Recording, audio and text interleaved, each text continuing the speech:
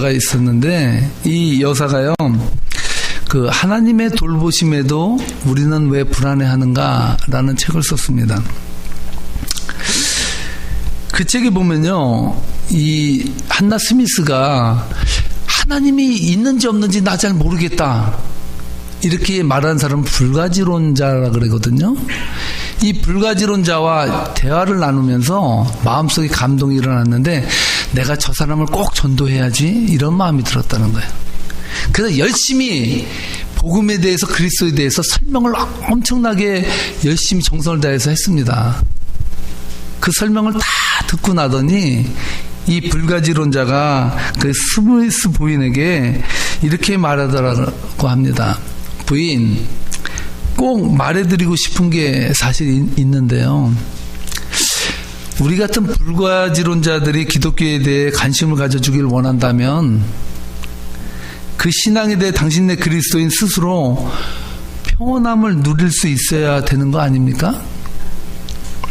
내가 만나본 그리스도인들은 하나같이 평온이 뭔지 도통 몰랐습니다. 신앙을 대하는 태도나 마음 자세가 마치 무슨 고칠거리라도 안고 다니는 양 생각하더라는 거죠. 그런 식의 종교라면 지금은 물론 앞으로도 나는 전혀 관심이 없습니다 라고 말하더라는 거예요. 이 말을 듣고 그때 은혜가 너무나도 충만한 이 스미스 부인이, 아니 이 좋은 복음을 가지고 어떻게 그렇게 생각할 수 있을까? 이 좋은 복음을 가지고 살아간 사람이 어떻게 그렇게 불행하게 살 수가 있을까? 이것은 말도 안 돼 라고 생각을 했는데, 그 불가지론자와 만나고 수년이 지난 후에 이 스미스 여사의 마음속에 세월이 흐르면서 일상의 삶이 무의미해지고 마음에 그렇게 불붙던 신앙이 식어져 가면서 바로 그 불가지론자가 말한 내용이 하나도 틀리지 않다라는 사실을 깨달으면서 그는 충격을 받았다고 합니다. 그래서 그 충격 속에서 왜 그리스도인들은 하나님을 믿음에도 불구하고 불안에 떨며 살아야 되는가의 문제를 연구하기 시작했습니다. 여러분, 공감이 가지 않습니까? 세상 사람들은요, 그리스도를 보고 하나님을 믿는 것이 아니라 그리스도를 믿는 성도들을 보고 하나님을 믿어요. 불가지론자가 말하는 것 우리가 귀담아 들어야 돼요. 불가지론자들이 느낄 때 그리스도인들이 세상 사람보다 더 행복하고 더 기쁘고 더 감사하고 더 삶의 의미를 느끼고 살았다면 아마 불가지론자의 마음이 감동받았을 거예요. 그런데 그들에게 아무 감동을 주지 않았다는 것이 오늘 그리스도인들의 문제가 아닐까, 이런 생각을 해봅니다. 그리스도인으로 살면서 자유와 기쁨의 해방을 맛보며 살아가기를 원하지 않는 그리스도인이 어디 있습니까? 그리스도의 복음이 오면 마음이 기뻐지고 하나님께 감사가 넘치고 그렇게 살아가고자 서원하며 그렇게 몸부림치며 살아가는 사람들이 우리들 아닙니까? 성경은요, 분명하게 신앙생활의 열매가 사랑과 실학과 화평이라고 말씀하시는데, 그리스도인들은 종종 불안과 의심과 두려움과 갈등 등 온갖 종류의 괴로움에 시달리며 산다는 것이 모순이면서도 현실이라는 사실이 오늘 2017년을 맞는 저와 여러분들이 부닥치는 신앙의 문제들이 아닐까, 저는 그렇게 생각을 해봅니다. 스미스 여사는 진지하게 이러한 문제들에 대해서 질문을 던지기 시작했습니다. 하나님이 주시는 멍에는 가볍다고 예수님이 말했는데 내가 너에게 주는 멍에는 가볍다. 내 멍에를 지고 나를 따르라고 말씀하셨는데 왜 우리의 영적 삶은 힘들고 괴로운 거지? 끝없는 의심에 시달리고 불안과 염려에 짓눌림에 고통스러워하는 까닭은 과연 무엇이지? 하나님이 진정으로 우리를 사랑하신다는 확신을 지켜내기가 왜 이렇게 어려운 거지? 이 땅의 친구들은 신뢰하고 편안함을 느끼면서 왜 하늘에 계신 하나님은 신뢰할 수 없는 것이지? 무엇보다 이 책의 제목처럼 그분의 돌보심에도 우리는 왜 불안해야 하는 거지? 라는 질문들을 스미스 여사는 계속해서 던졌다는 것이죠. 여러분, 우리들의 문제도 이 문제 아닙니까? 왜 우리는 복음을 통해서 예수 그리스도가 내가 너희와 함께 영원히 함께 하겠다고 약속해 주셨음에도 불구하고 우리는 왜 불안해야만 하는가?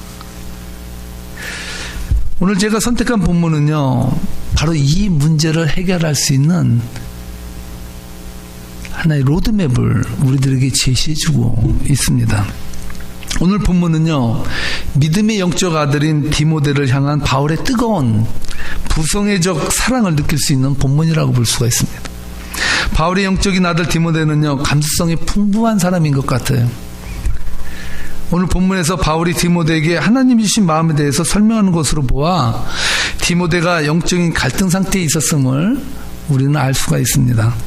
한번 본문을 다시 한번 읽어보겠습니다. 디모데에게 어떠한 영적인 갈등이 있었는지 우리가 한번 그 갈등을 함께 귀 기울여 들어보는 시간을 갖겠습니다. 하나님이 우리에게 주신 것은 두려워하는 마음이 아니요 오직 능력과 사랑과 절제하는 마음이니. 독일 사람들은요, 넘어지거나 자빠지는 사람을 보게 되면 꼭 하는 인사가 있다고 합니다. 우리는 어떻게 인사합니까? 옆에 사람이 만약에 잘못해서 넘어졌다고 하면 여러분 어떻게 말합니까?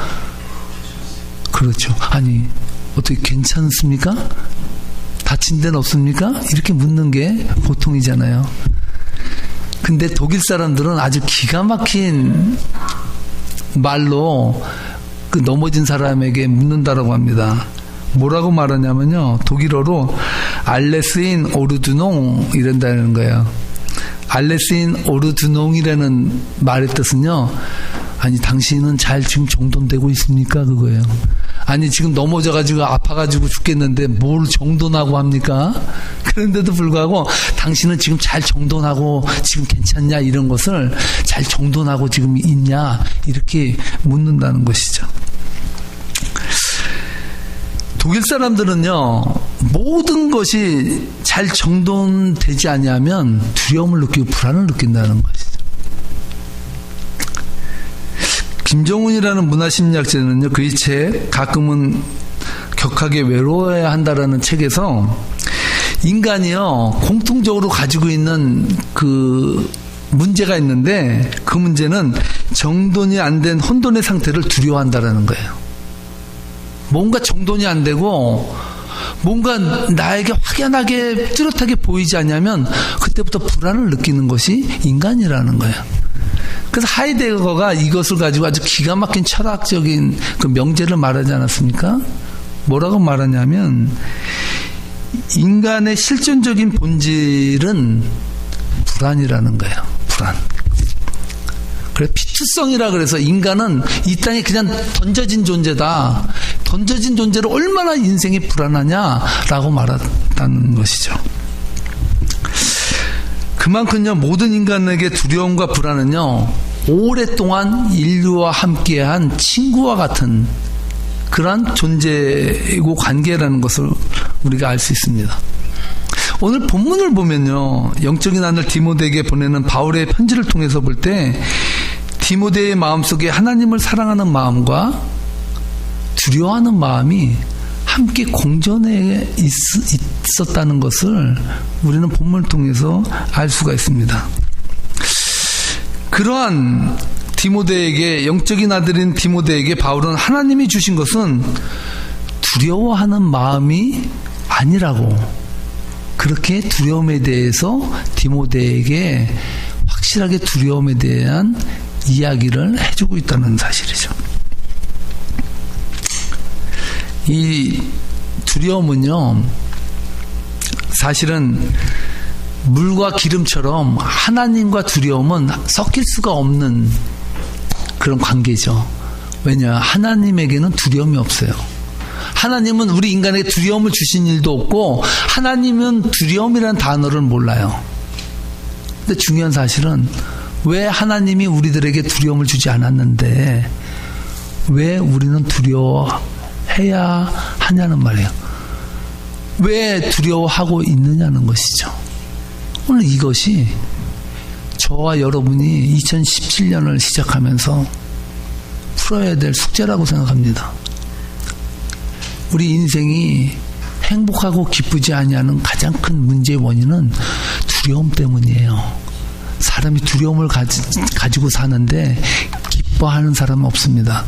두려움이 있는데, 염려가 있는데 여러분 삶을 즐겁게 사는 사람이 있을 수가 없어요. 저는 여러분들에게 질문을 던지고 싶어요. 그렇다면 하나님은 두려움이 없어요. 하나님은 우리들에게 두려움도 주지 않았어요. 그렇다면 이 두려움은 어디서 왔을까요?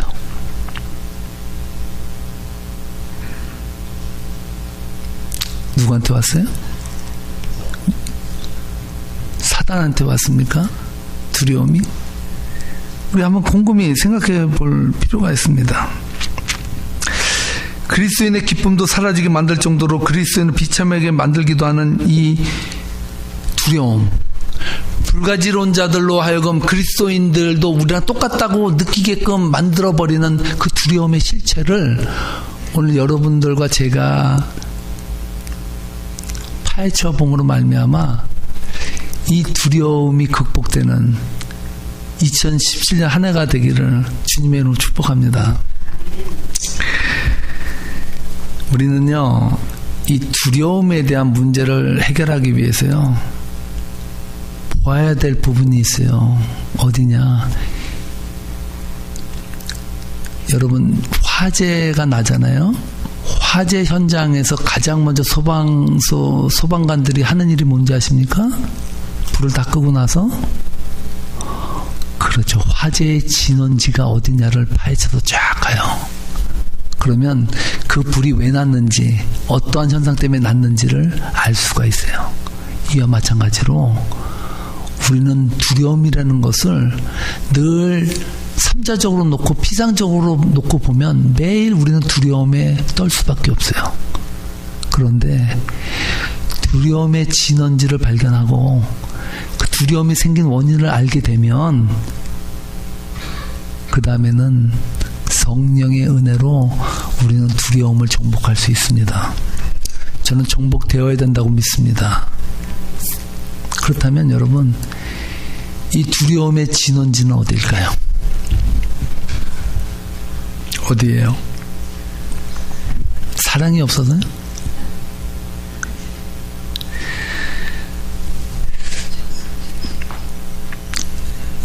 여러분, 우리는요, 우리 인간들에게 시작된 두려움의 시작점을 아주 쉽게 찾을 수 있어요.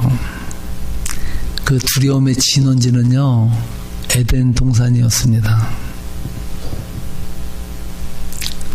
하나님께서는요, 에덴 동산을 만드시고 그곳에 아담과 하와를 두시고 모든 천지 만물을 지으시고 그 천지 만물을 다스리도록 우리 아담과 하와 어르신들께 직분을 맡겼잖아요. 그런데 뱀이 아담과 하와에게 찾아와서 꼬신 거 아닙니까? 꼬셨어요. 뭐라고 꼬셨습니까? 야, 하와씨, 이 선악과 한번 먹어봐. 이거 먹으면 완전히 달라져. 어떻게 달라지냐? 너는 하나님 비슷한 것이 아니라 하나님이 돼. 너는 하나님처럼 이 세상을 군림할 수 있고 너는 하나님처럼 이 세상에서 살아갈 수 있어. 이렇게 말을 했죠. 하와가 이 말을 딱 듣고 선악과를 보니까 이 선악과가 진짜 달라 보이는 거죠. 이것만 먹으면 뭔가 될 것 같아. 이것만 먹으면 인생의 모든 것이 해결될 것 같아요. 그래서 어떻게 합니까? 사단이 줘서 먹었습니까? 지가 먹었습니다. 지가. 자기가 따서 보암직도 하고 먹음직도 한 이 선악과를 맛있게 먹어버렸습니다. 이 먹지 말아야 될 선악과를 따먹었는데 문제는 하나님같이 됐습니까? 하나님이 된 것이 아니라 그 다음부터 하나님 만날까봐 겁나서 어떻게 했습니까? 도망 다녔어요. 들판은 나오지도 못하고 숲속만 걸어다니는 거예요. 하나님이 하도 도망쳐 다니니까 찾을 길이 막막해. 그러니까 어떻게 합니까? 아담아 너 어디 있는 거야 대체? 너 좀 있으면 나와라 오바. 그랬더니 어떻게 합니까? 쫙 숲속 저 끝에 밀림에 앉아있을 것 같아 제 느낌에. 거기서 앉아서 하나님, 제가 하나님이 먹지 말라는 선악과 먹고 나서 하나님 보기가 두려워서 내가 이렇게 숨어 다니나이다 라고 말. 아담과 하와가 그 전에 두려움이 있었을까요?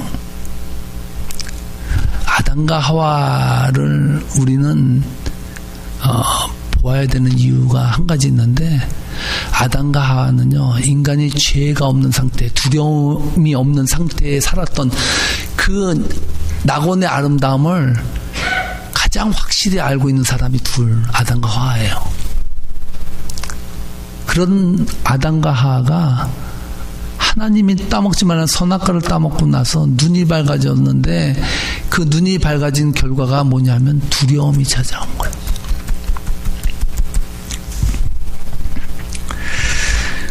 두려움은요,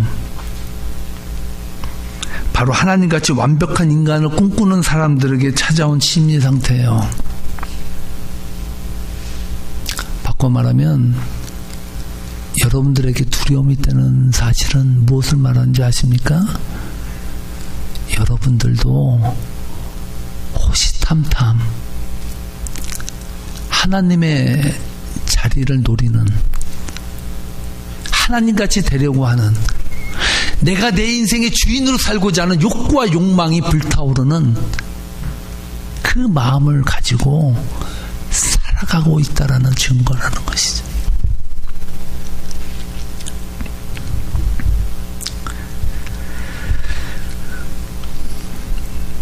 옛날에 그런 말을 하더라고요. 목사님이 천국에 왔는데 하나님께서 너무 기뻐서 일어나셨는데 이 목사에게 가서 껴안아 주지 않고 그냥 보좌에 앉으셔가지고 김 목사 왔어, 반가워, 축하해, 이렇게 하더라는 거예요. 그래서 그 목사님 물었다는 거예요. 아니, 집사님과 장로님이 올 때는 반갑게 맞아주시더니 왜 제가 왔는데 일어나서 나와서 껴안아주고 반가워하지 않습니까? 그랬더니 하나님 뭐라 그랬다 그럽니까? 내가 일어나서 너한테 가면 내 자리 뺏겨.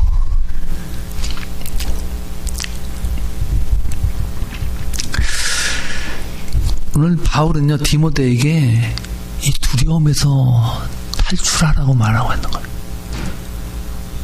그것은 하나님이 준 게 아니에요. 두려움은 인간이 자기 자신이, 자기 의가 하나님의 자리를 넘보고 하나님과 같이 되려고 하고 내 인생은 나의 것이라고 그렇게 결론짓고 살아가는 인생이 겪게 되는 비참한 상태가 두려움이에요.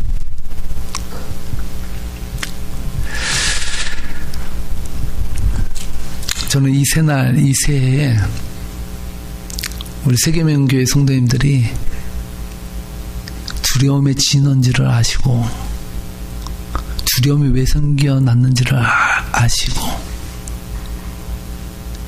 하나님의 자리가 되게, 인간의 자리에서 겸손하게 인간의 자리에 설 수 있도록 그렇게 살아가는 것이 두려움으로부터 해방되는 것이다 라는 것을 바울은 디모데에게 가르쳐주고 있다는 거예요.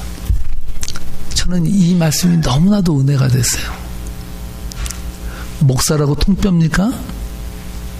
목사의 직분을 받으면 두려움이 사라집니까? 저도 이 두려움에 대해서 깊이 묵상하면서 제가 치유받는 은혜를 저도 경험했습니다. 바울은 그러면서 두려움에서 탈출하고 진짜 하나님이 주신 것을 보라고 말하고 있는데, 본문에 보니까 3가지를 하나님이 우리들에게 주셨다라고 말해요. 저는요, 이 말씀을 어떻게 이해하냐면요, 두려움을 이길 수 있는 무기를 하나님은 3개를 줬다는 거예요, 우리에게. 이 신년에 두려움을 탈출할 수 있는 무기 3가지를 지니고 2017년을 살아가는 저와 여러분 되기를 주님을 축복합니다. 다시 한번 7절 말씀 읽어볼까요? 어떤 것을 주셨는지 읽어보겠습니다. 하나님이 우리에게 주신 것은 두려워하는 마음이 아니요 오직 능력과 사랑과 절제하는 마음이니. 따라하시 바랍니다. 능력, 사랑, 절제, 이 3개를 가지면 우리는 두려움으로부터 이길 수 있는 능력과 힘을 가지고 살아갈 수 있다라고 말하는 거죠. 능력이라는 것은요, 헬라어로 두나미스랍니다. 두나미스. 여기서 다이너마이트라는 단어가 나왔거든요. 다이너마이트가 뭡니까? 폭발력 아닙니까? 팽창력. 하나님은 우리들에게 능력을 주셨다는 거예요. 할렐루야. 문제는 뭐냐면 내가 능력을 받았는지 안 받았는지 모르고 살아간다라는 거야. 그 많은 복음의 능력을 가지고 그리스도인들이 왜 비참하게 살아야 되냐는 것이죠. 하나님 여러분들이 능력을 주신 줄 믿습니다. 2번째는 사랑을 주셨다는 거야, 하나님은. 전 여기서 또 한 가지 은혜를 받았는데, 사랑을 하나님 왜 주셨을까? 그것을 곰곰이 생각해 보니까요, 요한일서 4장 18절 말씀해 보니까 하나님께서 우리들에게 사랑을 주신 이유가 있더라고요. 4장 18절에서 뭐라고 말하냐면요, 사랑 안에는 두려움이 없고, 할렐루야, 온전한 사랑이 두려움을 내어 쫓는다라고 말하고 있어요. 사랑 안에 거하는 자는 두려움이 없다는 거예요. 온전한 그 사랑만이 두려움을 몰아낼 수 있다는 거예요. 그러니까 2017년은 여러분, 때를 얻든지 못 얻든지 따라하시 바랍니다. 사랑하자. 다시 한번 사랑하자. 나를 위해서. 우리가 사랑할 때, 온전한 사랑에 내가 덧입힘 받을 때 우리 안에서 두려움이 사라진다는 거예요. 마지막으로 하나님께서 우리에게 절제를 주셨다는 거예요. 전 이 단어도 너무나도 좋은 거예요. 절제라는 건 뭡니까? 절제. 셀프 컨트롤 하는 거잖아요. 우리가 컨트롤 하는 거예요. 하나님께서는 우리들에게 컨트롤할 수 있는 힘을 줬는데, 컨트롤할 수 있는 힘, 이 절제하는 힘을 사용하는 법을 알아야 된다는 거예요. 그 법을 저는 로마서 12장 3절에서 찾았어요. 로마서 12장 3절에 보니까 바울을 통해서 하나님께서 무엇을 가르쳐 주냐면요, 내게 주신 은혜로 말미암아 너희 각 사람에게 말하노니 마땅히 생각할 그 이상의 생각을 품지 말고 오직 하나님께서 각 사람에게 나눠주신 믿음의 분량대로 지혜롭게 생각하라. 마땅히 생각할 그 이상의 생각은 오버된 거예요. 넘친 거예요. 인생이 괴로운 게 뭔지 아십니까? 생각을 낳아요. 하나님이 주신 지혜는 생각의 절제예요. 생각의 절제가 없는 것이 신경병이에요. 하나님은 하나님을 믿는 자들에게 생각 그 이상의 생각을 품지 아니하도록, 그 생각을 넘어가지 아니하도록, 현상을 현상대로만 볼 수 있도록 그렇게 열어주는 은혜를 주셨다는 것이죠. 제가 늘 쓰는 예화 한 가지만 드리고 말씀 마치려고 합니다. 제가 어제 새벽 예배에도 그 예화를 말씀드렸는데, 우리가 2017년을 생각하면서 여러분 곰곰이 한번 생각해 보아야 됩니다. 어느 버스 정류장에서 청각장애인과 뇌성마비가 아침마다 출근길에 만나는 거예요. 뇌성마비는 늘 올 때마다 손을 이렇게 떨면서 오는 거예요. 청각장애인은 들리지도 않고 말을 못해요. 그러니까 저 사람이 왜 나한테 손짓을 하는지 몰라요. 그런데 늘 마음속에 수치심과 분노가 일었어요. 아침마다, 왜 하필 아침마다 그 시간대에 둘이 같은 버스를 탔는지. 그 뇌성마비는 계속해서 오는데, 이렇게 오는데, 청각장애인은 저 녀석이 나를 무시한다는 거예요. 제가 어떻게 내가 청각장애인인 것을, 내가 벙어리인 것을 어떻게 제가 알았을까, 이 생각을 가지면서 마음속에 분노가 끓기 시작해요. 그러면서 그가 결심하기는 내가 언젠가 저 사람은 죽여버려야 된다는 생각을 가져요. 어느 날 버스 정류장에서 살인사건이 일어났는데, 청각장애인이 그 뇌성마비인 그 친구를 찔러서 죽이는 일이 벌어졌습니다. 경찰서에 붙잡혀 와서 왜 죽였는지 몰라요. 말을 못하니까 형을 불러왔어요. 그래서 손짓발짓하면 너 왜 죽였냐 했더니 얘기의 직선이 뭡니까? 내가 버스 정류장에 올 때마다 저 녀석은 나를 향해서 손짓하면서 무시하고 우습게 여겼다는 거예요. 그것을 나는 참을 수가 없었다는 거예요. 사랑하는 성도 여러분, 생각을 낳는 것은 죄고, 그것은 하나님이 주신 것이 아니에요. 생각의 절제가 오는 것이 은혜입니다.